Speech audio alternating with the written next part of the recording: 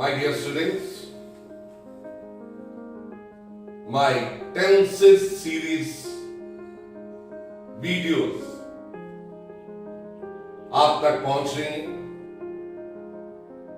आज का मेरा टेंस है past indefinite tense.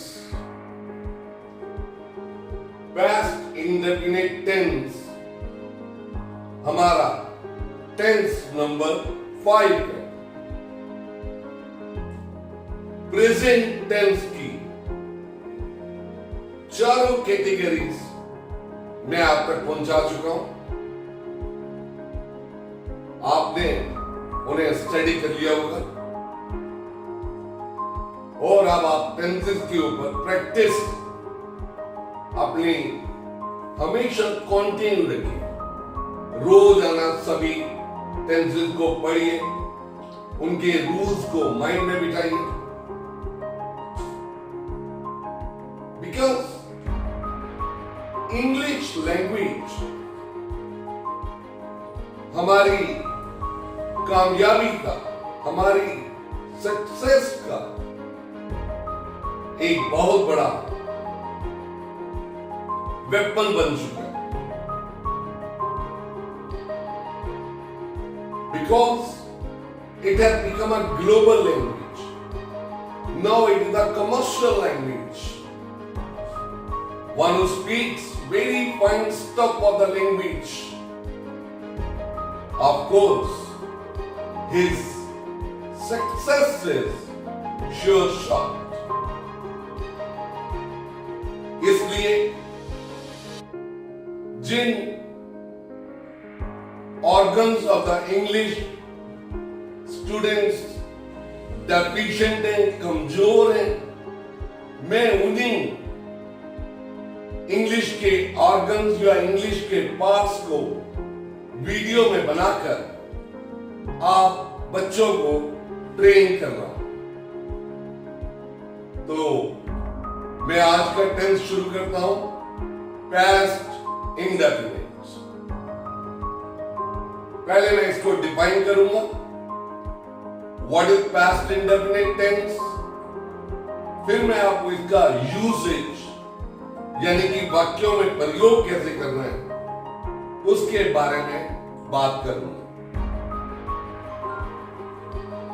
Past indefinite tense is used to express an action that completed in the past. वो action, वो कार्य जो कि अतीत में, भूतकाल में समाप्त हो चुका है, वो पास्ट इंडेफिनिट में हम एक्सप्रेस करते हैं। Remember it. 4 तरह के सेंटेंसेस हैं।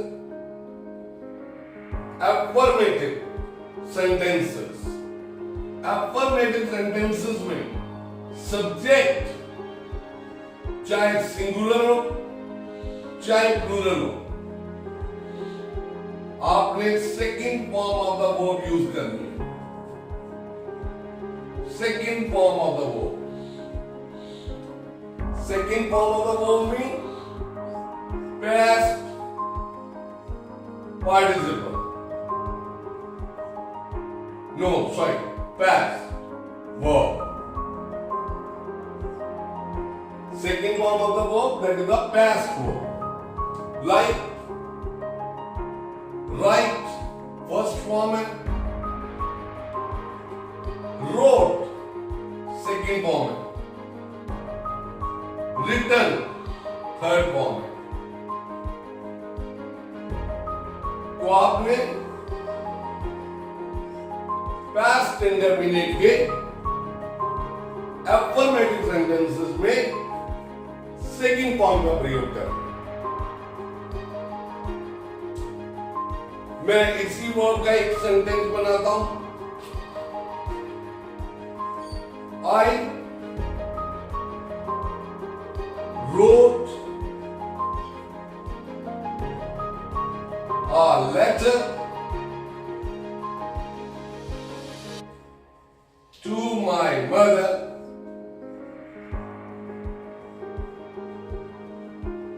yesterday.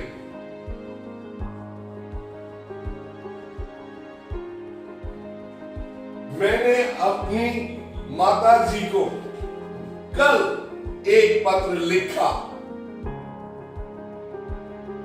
Quite obvious, you can feel it. हमने सेकेंड फॉर्म यूज की है तो ये पास्ट इंडेफिनिट हो गया. हमने yesterday यूज किया है तो ये भी पास्ट को शो करता है. अब yesterday क्या है? Past indefinite tense is used with the adverbs of time and adverb phrases of time. तो ये yesterday adverb of time है. Yesterday, ago, yesterday's, ये आपकी past adverbs of time है. और दूसरी होती है past tense की adverb phrases of time, like 10 years back, last year, last week, last month, a century ago. तो यहां पर ये phrases होती है. Sometimes past indefinite tense, no need to mention the adverb of time or adverb phrase of time, because either it is implied or can be understood by the context of the sentence. कई दफा past indefinite में हम adverb of time and adverb phrases of time को प्रयोग नहीं करते क्योंकि वो सेंटेंस के कॉन्टेक्स्ट से ही पता चल जाता है, तो इसलिए हम अवॉइड कर देते हैं. जैसे I did not sleep well, full stop. तो यहां हमने कोई adverb of time प्रयोग नहीं किया, because in the context it says I did not sleep well, so it is naturally last night. इस तरीके से आप adverbs of time और adverb phrases of time को सोच सकते हैं. मैंने जो शीट इस वीडियो के साथ अटैच की है उस पे पूरी टेबल बनी हुई है. Adverbs of time and adverb of phrases of time. आप उसको ध्यान से पढ़ोगे तो आपको पूरे टेंस की और how to use adverbs of time and adverb phrases of time आपको अच्छी क्लैरिटी मिल जाएगी. तो अभी तक तो मैंने अफर्मेटिव सेंटेंस की बात की. अब हम बात करेंगे नेगेटिव सेंटेंसेस की. नेगेटिव सेंटेंसेस में आप डिड नॉट का प्रयोग करोगे, लेकिन इसमें फर्स्ट फॉर्म का प्रयोग करोगे. First form of the verb.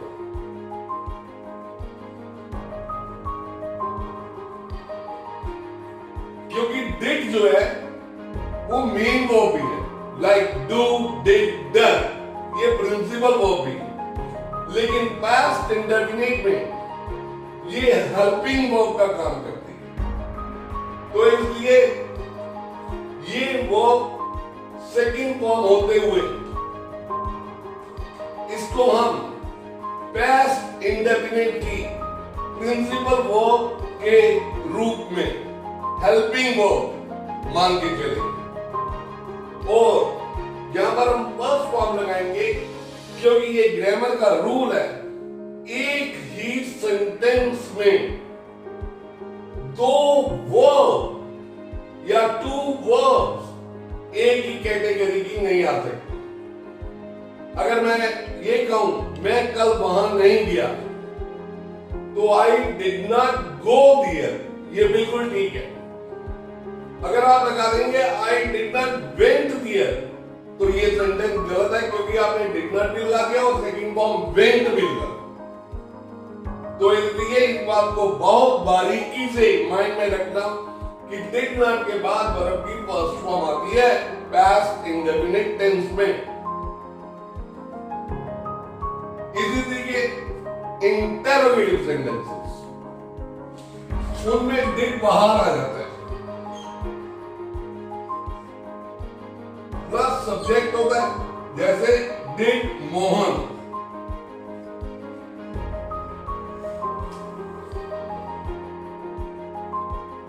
Did Mohan win the trophy,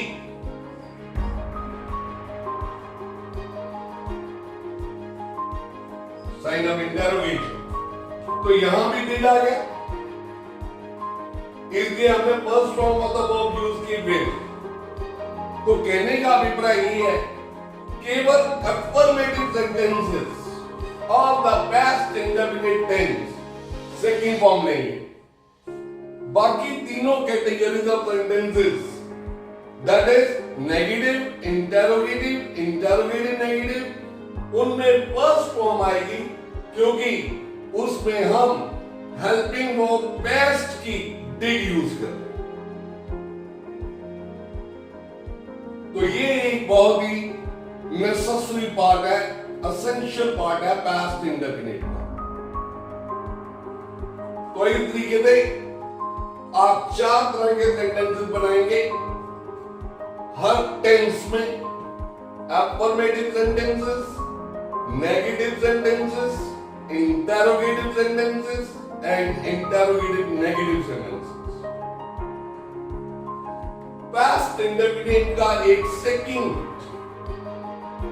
definition भी है, that past indefinite tense shows the past habits।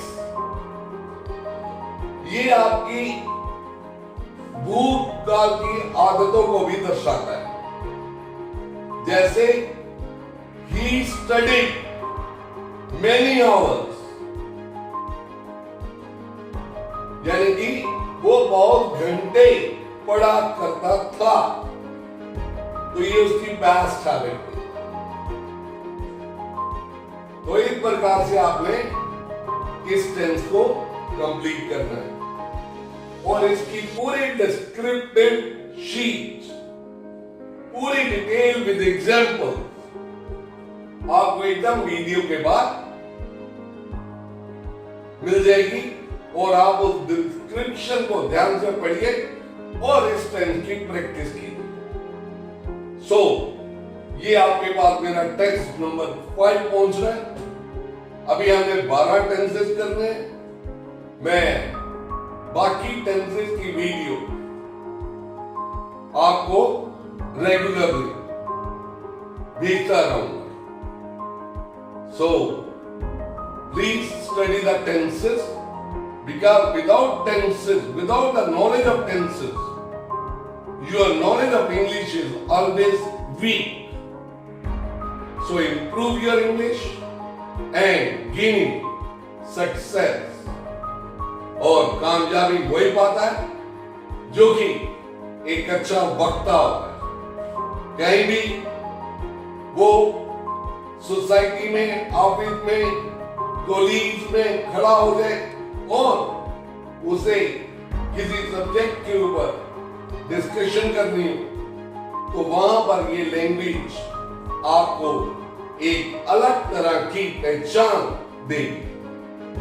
So this is what the way to maintain your status of mind, that how you can bring success in your life with the help of English speaking and English writing, and you shall be definitely very extrovert। तो अपने आप को extrovert बनाइए। तो यहां पर ही मेरा tense number 5 आज समाप्त होता है। Thank you very much. Please keep on studying it. और मेरे चैनल को सब्सक्राइब कीजिए. I am HK Batra. मैं बाकी वीडियो अब तक शीघ्र पहुंचाता रहूंगा. Thank you.